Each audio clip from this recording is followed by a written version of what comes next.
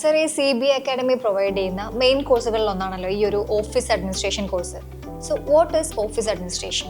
Office administration എന്ന് പറഞ്ഞു കഴിഞ്ഞാൽ ഒരു ഓഫീസിനകത്ത് നടക്കുന്ന അഡ്മിനിസ്ട്രേഷൻ ഡിപ്പാർട്ട്മെൻറ്റിൽ ഒരുപാട് വർക്കുകൾ വരുന്നുണ്ട്. അതായത് ആക്ച്വലി അവിടുത്തെ ബുക്ക് കീപ്പിംഗ്, അവിടുത്തെ ഡോക്യുമെൻറ്റേഷൻസ്, അതുപോലെ അവിടെയുള്ള റിസോഴ്സ് ഹാൻഡ്ലിങ് വരുന്നുണ്ട്, സ്റ്റാഫ് മാനേജ്മെൻറ്റ് വരുന്നുണ്ട്. ഇതെല്ലാം കറക്റ്റായിട്ട് ഷെഡ്യൂൾ ചെയ്ത് ആ ഒരു ബിസിനസ്സിനെ സ്മൂത്തായിട്ട് റൺ ചെയ്യുന്ന ഏരിയയാണ് ഓഫീസ് അഡ്മിനിസ്ട്രേഷൻ. അപ്പോൾ ഇത് ആക്ച്വലി വരുന്നത് നമ്മുടെ ഓർഗനൈസേഷൻ, അതായത് നമ്മൾ കയറുന്ന ഓഫീസുകളുടെ സൈസിനനുസരിച്ച് അത് ഡിപ്പെൻഡ് ചെയ്തുകൊണ്ടിരിക്കും.